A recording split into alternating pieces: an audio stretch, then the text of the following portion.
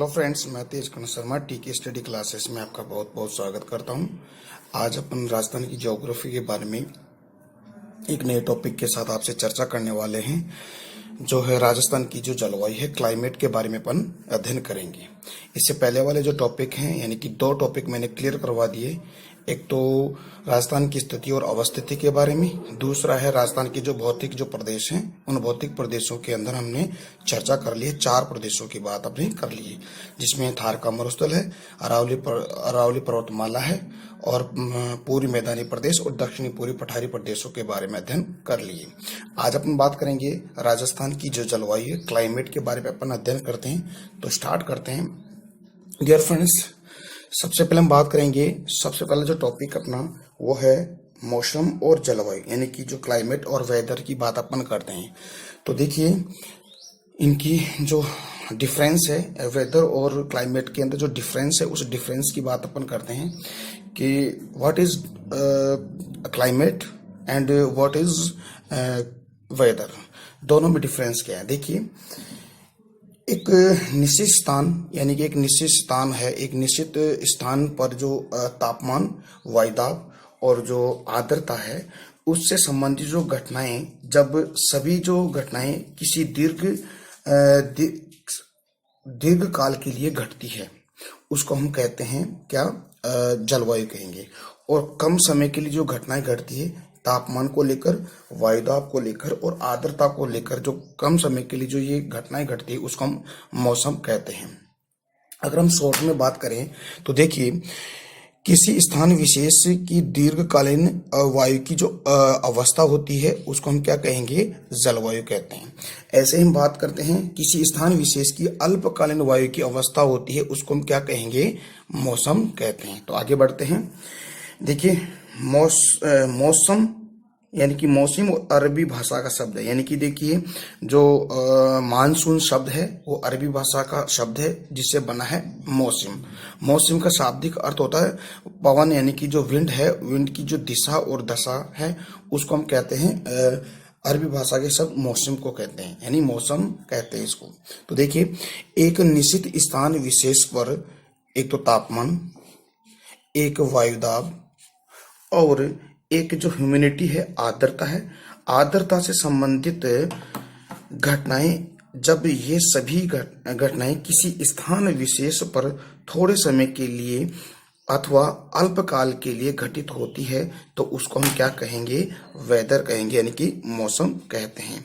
मानसूनी जलवायु क्या होती है? देखिए, जलवायु क्या किसे कहेंगे, जब यह समस्त घटनाएं दीर्घ समय के लिए घटित होती है, उसे हम मानसूनी जलवायु कहते हैं, यानी कि उसको जलवायु यानी कि क्लाइमेट अपन कहते हैं। अर्थात मौसम व जलवायु के कारक घटक एक ही प्रकार के होते हैं, परंतु उनमें समय, एक तो समय को लेकर, एक अवधि को लेकर क्या होता है, उसमें अंतर होता है।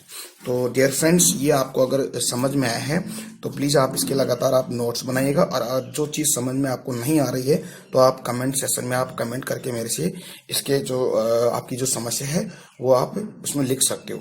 मैं आपकी समस्याओं का समाधान कर दूंगा। ओके, सबसे पहले बात करते हैं, जो विश्व में जलवायु की व्याख्या किसके द्वारा की गई थी। एक अरबी यात्री था, उसका नाम हिप्पोक्रेट्स, इसमें मैंने लिखा नहीं है, तो हिप्पोक्रेट्स ने अरबी यात्री था, उसने सबसे पहले विश्व में जलवायु की व्याख्या उन्होंने की। इसके बाद में अगर भारत में जलवायु की व्याख्या करने वाला अरबी यात्री था, उसका नाम है अल मसूदी, और ये अल मसूदी है गुर्जर प्रतिहार जो शासक है, महिपाल फर्स्ट के समय ये भारत में आया था। नेक्स्ट टॉपिक की बात करते हैं, राजस्थान में जलवायु को प्रभावित करने वाले जो कारक है, उनकी बात अपन कर लेते हैं। देखिए, कौन कौन से ऐसे कारक हैं जो हमारी जो राजस्थान की जलवायु को प्रभावित करते हैं। सबसे पहला जो कारक है वो है आपका थार का मरुस्थल। ये सबसे इम्पोर्टेंट है, यानी कि थार का जो मरुस्थल है हमारे राजस्थान की जलवायु को क्या करता है, प्रभावित करता है। कैसे प्रभावित करता है, देखिए, थार का मरुस्थल राजस्थान की जलवायु को मुख्यतः 2 भागों में विभाजित करता है। 2 भाग कौन कौन से हैं? एक तो देखिए, तापमान के आधार पर जलवायु को विभाजित करता है। एक है तापांतर का अधिक होना, यानी कि जो तापांतर का अधिक होना, लंबे समय तक तापमान का रहना, ये भी हमारी राजस्थान की जलवायु को प्रभावित करता है। तो देखिए, यानी कि तापमान बराबर 1/, वायुदाब, यानी कि वायुदाब इसका प्रमुख कारण है। और दूसरा तापांतर का अधिक होना, देखिए कैसे होता है। ताप में अंतर होने के कारण थार का मरुस्थल की जलवायु में परिवर्तन होता है, अर्थात जलवायु कैसी हो जाती है, विषम हो जाती है। ओके, ये तो हो गया आपका क्या, थार के मरुस्थल के अंदर जो ताप हमारी जो जलवायु है राजस्थान की, उसको प्रभावित करती है। दूसरा इसका है अरावली पर्वतमाला। अरावली पर्वतमाला भी हमारी राजस्थान की जो जलवायु है उसको क्या करती है, विभाजित करती है, और ये सबसे इंपॉर्टेंट है। देखिए कैसे, आप ये इधर देख लीजिए, ये राजस्थान का मैप है, और राजस्थान के मैप के अंदर देखिए दक्षिण पश्चिम से लेकर उत्तर पूर्व की तरफ हमारी अरावली पर्वतमाला है। और ये जलवायु कैसे प्रभावित करती है कि अरावली पर्वतमाला की जो ये वाला जो पश्चिमी जो भाग है, यहाँ पर 50 सेंटीमीटर से कम बारिश होती है, और पूर्व का जो भाग है यहाँ पर क्या करती है, जो पूर्वैया होती है, यानी कि पूर्वैया यानी कि बंगाल की खाड़ी से जो मानसून उठता है, वो हमारे राजस्थान के पूर्वी क्षेत्र में बहुत ज्यादा बारिश करता है, इसलिए यहाँ पर 50 सेंटीमीटर से अधिक बारिश होती है। तो कहने का तात्पर्य है कि राजस्थान की जो जलवायु है, राजस्थान की जलवायु को अरावली पर्वतमाला विभाजित करती है। किस आधार पर करती है, जल विभाजन का। जल विभाजन का मतलब हो गया कि यहाँ पे तो 50 सेंटीमीटर से कम बारिश होती है, और यहाँ पे 50 सेंटीमीटर से अधिक बारिश होती है। तो ये ऐसा जलवायु का विभाजन करती हैं।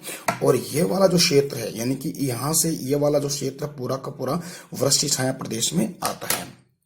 इसके अलावा और भी बातें अगर करें तो हमारे मानसून की जो हमारे जो राजस्थान की जो जलवायु उसको प्रभावित करती है, जैसे महाद्वीपीयता, यानी कि महाद्वीपीयता में आ गया आपका समुद्र से दूरी, यानी कि राजस्थान समुद्र से दूर है, इसलिए ये भी प्रभावित करता है।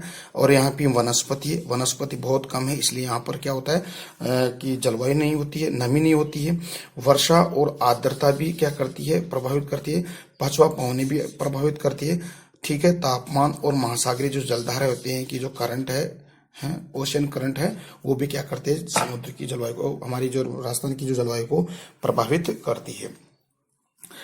अब ये जो डायग्राम है, इसको डायग्राम को हम आगे बात करेंगे, वापस इसको रिटर्न होंगे। ओके, आगे बढ़ते हैं। देखिए फ्रेंड्स, नेक्स्ट टॉपिक है समुद्र तट से दूरी। ये कैसे प्रभावित करती है हमारे राजस्थान की जलवायु को, कैसे। समुद्र के आसपास वाले क्षेत्रों में तापमान ना तो अधिक होता है और ना ही क्या होता है, कम होता है। इनकी समुद्र का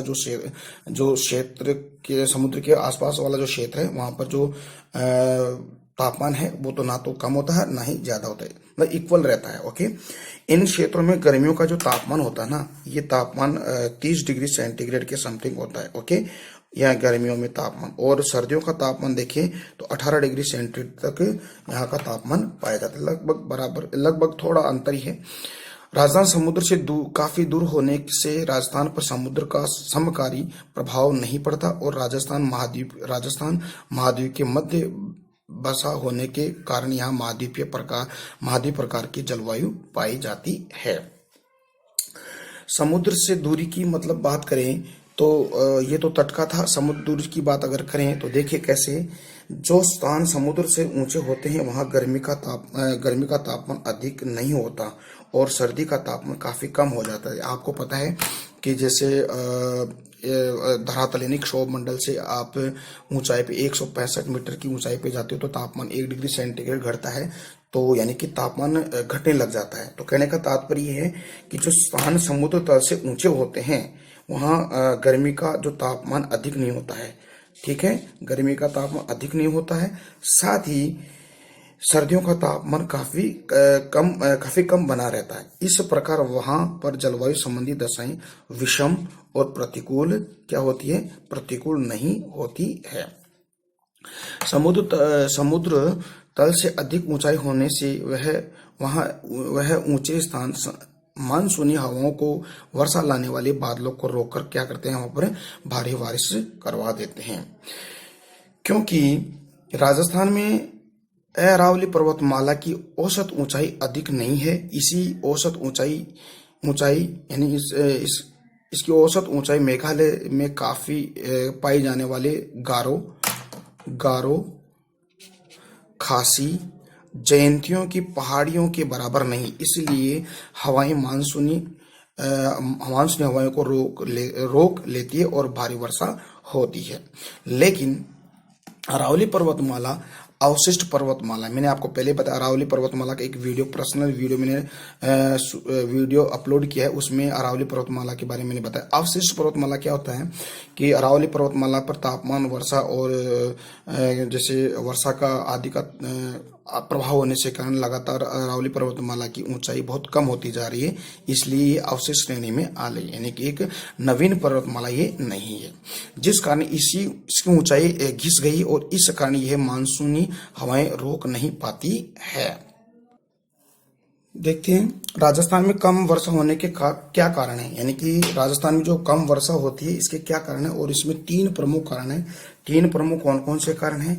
एक तो अरावली पर्वतमाला की भौतिक स्थिति का होना, यानी कि अरावली पर्वतमाला है उसकी भौतिक जो स्थिति है ना वो कम बारिश कराती है। कैसे? यानी मानसून के समानांतर रहती है, ठीक है, एक तो ये। दूसरा है अधिक वाष्पीकरण के कारण वर्षा नहीं होती है, यानी कि अधिक वाष्पीकरण हो जाता है, तो उस अधिक वाष्पीकरण नहीं होता है कारण वर्षा नहीं होती है, अधिक वाष्पीकरण के कारण। और अधिक वाष्पीकरण होने से क्या है, ह्यूमिडिटी यानी आर्द्रता भी कम होती है। तो ये तीन रीजन है वर्षा कम होने के राजस्थान में। देखिए फ्रेंड्स, आप इसको देख लीजिए, राजस्थान में सर्वाधिक आर्द्रता वाला महीना कौन सा है? राजस्थान में सर्वाधिक आर्द्रता वाला महीना होता है अगस्त, इसके बाद में न्यूनतम आर्द्रता वाला होता है अप्रैल, ये भी आप ध्यान में रखिएगा। राजस्थान के मरुस्थल में अरब सागरीय शाखा से वर्षा नहीं होने के कारण तीन कारण है एक तो महाद्वीपीयता यानी समुद्र से दूरी, अरावली की दिक स्थिति और पाकिस्तान से आने वाली शुष्क पछुआ पवनें हैं। ओके, इसके बाद में जलवायु के आधार पर राजस्थान की ऋतुएं तीन होती है, ग्रीष्म ऋतु, शीत ऋतु और वर्षा। इनको अब अपन आगे वाले टॉपिक में अपन पढ़ेंगे, ठीक है जी। नेक्स्ट टॉपिक अपना है राजस्थान में जलवायु की विशेषताओं की बात करें, वेरी वेरी इंपॉर्टेंट है, इसको आप जरा ध्यान में रखिएगा। राजस्थान की जो जलवायु है उसकी क्या क्या विशेषता हैं, तो देखिए राजस्थान की पहली जलवायु की विशेषता है कि राजस्थान में होने वाली कुल वर्षा का 90% बंगाल की खाड़ी से आने वाले मानसून से होती है, यानी कि कहने का मतलब है कि राजस्थान में सर्वाधिक वर्षा बंगाल की खाड़ी से उठने वाले मानसून से होती है, और 10% वर्षा कहाँ होती है, किससे होती है? आपके अरब सागर से उठने वाले मानसून से। और अरब सागर से जो उठता है मांग, उसमें सर्वाधिक बारिश कहाँ होती है? बांसवाड़ा, डूंगरपुर, उदयपुर और सिरोही के अंदर, ठीक है, सर्वाधिक बारिश। दूसरा इसकी विशेषता है राजस्थान में ग्रीष्मकालीन मानसून से ही राजस्थान में 90% बारिश होती है, यानी कि ग्रीष्मकालीन जो मानसून होता है ना उससे ही सर्वाधिक बारिश होती है हमारे राजस्थान में। शीतकालीन मानसून यानी कि उत्तर पूर्व से दक्षिण पश्चिम वाले मानसून से वर्षा कम होती है। अरब सागरीय शाखा के राजस्थान में दिशा, यानी अरब सागर से उठने वाला जो मानसून उसकी दिशा कैसी होती है? दक्षिण पश्चिम से उत्तर पूर्व। और बंगाल की खाड़ी की शाखा राजस्थान से दिशा कैसी होती है इसकी? दक्षिण पूर्व से उत्तर पूर्व पश्चिम की तरफ इसकी दिशा होती है। शीतकालीन वर्षा राजस्थान में मावट कहलाती है, यानी कि जो सर्दियों के अंदर जो बारिश होती है उसको हम मावट कहते हैं, और वो कहाँ से होती है? आपके भूमध्य सागर यानी रूम सागर, मेडिटेरियन सी से यहाँ पे चक्रवातीय जो शीतकालीन चक्रवात होते हैं उससे वर्षा होती है, ठीक है। इसके बाद में इसको बाद में देखते हैं, पहले इसको देख लेते हैं। राजस्थान की कुल वर्षा का 10% शीतकालीन वर्षा होती है, यानी कि मावट के रूप में 10% बारिश होती है। इसके अलावा राजस्थान में औसत वर्षा 58 सेंटीमीटर होती है, यानी कि कहीं कहीं आपको 57.51 सेंटीमीटर होती है, तो आप इसको थोड़ा ध्यान में रखिएगा। ये बहुत इंपॉर्टेंट क्वेश्चन है कि राजस्थान में औसत वर्षा कितनी होती है। आप तो 58 सेंटीमीटर बारिश से होती है, राजस्थान में औसत बारिश होती है। ओके, दूसरा है राजस्थान की जो जलवायु है, राजस्थान की जलवायु अनिश्चित और एक अनियमित है। हमारी राजस्थान की जलवायु कैसी है? अनिश्चित और अनियमित। डियर फ्रेंड्स, हम बात कर लेते हैं जो भूमध्य सागर है, जो मावट है, जो चक्रवात यानी शीतकालीन चक्रवात से बारिश होती है वो कैसे होती है, इसको हम देख लेते हैं। देखिए फ्रेंड्स, ये आपका भारत का मैप है और ये आपका राजस्थान है, ये वाला, ठीक है जी। और ये आपका भूमध्य सागर है। देखिए भूमध्य सागर से जो वर्षा होती है हमारे भारत में, और अपने जो पूर्वी जो स्टेट हैं जैसे जम्मू एंड कश्मीर है, हरियाणा है, पंजाब है, उत्तर प्रदेश है, ठीक है, हिमाचल प्रदेश, उत्तराखंड में, इनमें बारिश होती है भूमध्य सागर से शीतकालीन चक्रवात के माध्यम। देखिए कैसे, देखिए यहाँ पे क्या होता है कि ये जो भूमध्य सागर, यहाँ पर एक शीतकालीन चक्रवात होता है। ये शीतकालीन चक्रवात क्या करता है कि व्यापारिक पवनों, जो स्थायी पवन होते हैं, व्यापारिक पवनों के सानिध्य में आकर ये जो मानसून है हमारे भारत की तरफ लौटता है। इससे पहले ये क्या करता है कि यहाँ से जैसे कैस्पियन सागर है, काला सागर है, और भी अनेक छोटे बड़े जो सी हैं, वहां से क्या है नमी धारण कर लेता है और भारत की तरफ करता है, यानी कि जेट स्ट्रीम उसको हम कहते हैं। तो ये क्या करता है फिर आगे आके हमारे भारत में दो भागों में डिवाइड हो जाता है। एक तो पूर्वी, एक तो उत्तर में जो कश्मीर, हिमाचल, उत्तराखंड में बर्फ के बारे में, मतलब बर्फ के रूप में बारिश करता है, और एक राजस्थान के बारे में, राजस्थान में प्रवेश कर जाता है, वो हमारे बूंदों के रूप में बारिश करता है। तो ये आपका भूमध्य सागरीय है। इसको हम अपनी इंडियन ज्योग्राफी में बहुत ही डिटेल से अपन आगे पढ़ने वाले हैं। तो आप इसको तो यहीं पे इसको क्लोज करते हैं, ठीक है, आगे बढ़ते हैं। डियर फ्रेंड्स, आज अपना ये जो राजस्थान की जो जलवायु के बारे में हमने कुछ टॉपिक्स देखे हैं। नेक्स्ट जो वीडियो है इसमें अपन राजस्थान की जलवायु को कितने भागों में डिवाइड किया है, उन भागों के बारे में अपन बात करेंगे बहुत डिटेल से।